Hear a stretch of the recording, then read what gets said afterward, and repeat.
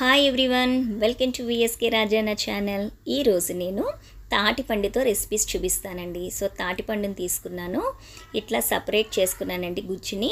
అలాగే రైస్ని కొంచెం కచ్చపచ్చగా నూకలాగా ఆడుకున్నానండి, చిన్న నూకలాగా. చూస్తున్నారా, ఎండు కొబ్బరి తీసుకున్నాను, అట్లానే బెల్లం తురుము తీసుకున్నానండి. సో టేస్ట్కి తగ్గట్టు ఇవన్నీ యాడ్ చేసుకోవాలండి. ఇంతంటూ మెజర్మెంట్ ఏమీ ఉండదు. ఓకే, కొంచెం బియ్యం నూక వేసుకుంటున్నాను. చూస్తున్నారా, కొంచెం వేసుకున్నాను. అట్లానే తాటిగుజ్జు అంతా వేసేసుకుంటున్నానండి. కొంచెం కొంచెంగా తీసుకొని ఆ పీచు ఉంటుంది కదా, పీచు కొంచెం సైడ్కి పెట్టేసుకోవాలండి, ఎందుకంటే పీచు ఎక్కువైపోతే తినడానికి అంత బాగోదు.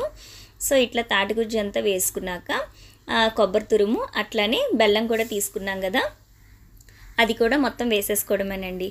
సో వేసుకొని చక్కగా పిసుక్కోవాలి, బాగా కలుపుకోవాలండి. కొంచెం అంతా కలిసేలాగా ఒక 10 మినిట్స్ అయినా చేయాలి. సో మూత పెట్టి ఒక 2.5 అవర్స్ వదిలేయాలండి, ఎందుకంటే ఇదంతా కూడా ఆ కొబ్బరి నెక్స్ట్ మన బియ్యంలోకి ఉన్నాయి కదా, వాటికి కొంచెం బాగా పట్టాలన్నమాట. సో పట్టేలాగా పెట్టాను. ఇప్పుడు చూసారా, గారెలు కానీ వడలు కానీ వేసుకుంటాం కదా మనం, ఒక కవర్ మీద పెట్టి తడేమీ పెట్టవసరం లేదండి, నార్మల్గా తీసుకొని చేసుకుంటే సరిపోద్ది. సో నూనెలో ఇట్లా వేసుకొని మ్యాక్సిమం మనం మీడియం ఫ్లేమ్లో పెట్టుకొని చేసుకోవాలండి. ఇవి కొంచెం టైం టేకెన్ ప్రాసెస్, కానీ చాలా అంటే చాలా బాగుంటాయి. అండ్ సెకండరీ చాలా హెల్దీ కూడా, పిల్లలు కూడా చాలా ఇష్టంగా తింటారండి. చాలా క్రిస్పీగా ఉంటాయి, ఎందుకంటే మనం నూకతో చేసాం కదా, అందువల్ల.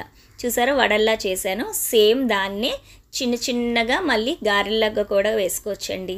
అట్లానే చిన్న చిన్నగా పాకుండలు వేస్తాం కదా, పాకుండల్లా కూడా వేసుకోవచ్చు. చాలా అంటే చాలా టేస్టీగా ఉంటాయి, క్రిస్పీగా ఉంటాయి.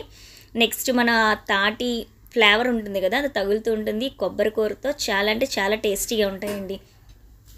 చూడండి, దాన్నే నేను కొంచెం గారెల్లా కూడా వేస్తున్నాను, అట్లానే చిన్న చిన్న పాకుండల్లా కూడా వేసానండి.